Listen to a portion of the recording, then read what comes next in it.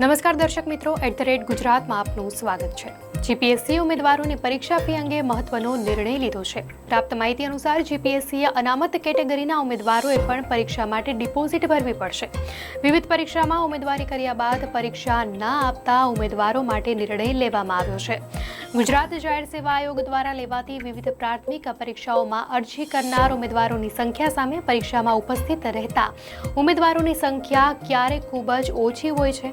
ઉમેદવારી નોંધાવનાર તમામ ઉમેદવારો માટે પ્રશ્નપત્રો છપાવવા, તમામ ઉમેદવારોની સંખ્યાના આધારે સેન્ટરો લેવા, તમામ સેન્ટર પર જરૂરી સ્ટાફની નિમણૂક કરવી વગેરે માટે થતો ખર્ચ તથા આ માટે માનવબળનો વ્યય ધ્યાને લેતા આયોગમાં થયેલ વિચારણાને અંતે હવે પછી જાહેર થનાર પ્રાથમિક પરીક્ષાઓ માટે અરજી કરનાર ઉમેદવારોની સંખ્યાને આધીન આયોગ દ્વારા જરૂર જણાય ડિપોઝિટ તરીકે લેવાનો નિર્ણય લેવામાં આવ્યો છે। તો બિન અનામત વર્ગના ઉમેદવારો માટે ₹500 ફી અને અનામત વર્ગના તમામ ઉમેદવારો માટે ₹400 ફી લેવાશે। પરીક્ષા આપ્યા બાદ આ ફી ઉમેદવારોને પરત કરવામાં આવશે।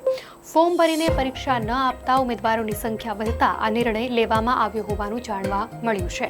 તો ગુજરાત જાહેર સેવા આયોગ વર્ષ 2025નું ભરતી કેલેન્ડર જાન્યુઆરી મહિનાના અંત સુધીમાં જાહેર કરાશે। ગુજરાત જાહેર સેવા આયોગના ચેરમેન હસમુખ પટેલે સોશિયલ મીડિયા પ્લેટફોર્મ એક્સ પર પોસ્ટ કરીને આ માહિતી આપી હતી।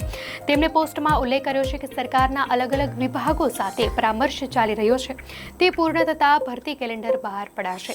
વધુમાં પરીક્ષા દરમિયાન નિયમોને લઈને પોસ્ટ કરી હતી, જેમાં તેમણે જણાવ્યું હતું કે જીપીએસસીની પરીક્ષાઓમાં પારદર્શક પાણીની બોટલ ઉમેદવારો પરીક્ષા ખંડમાં લઈ જઈ શકશે।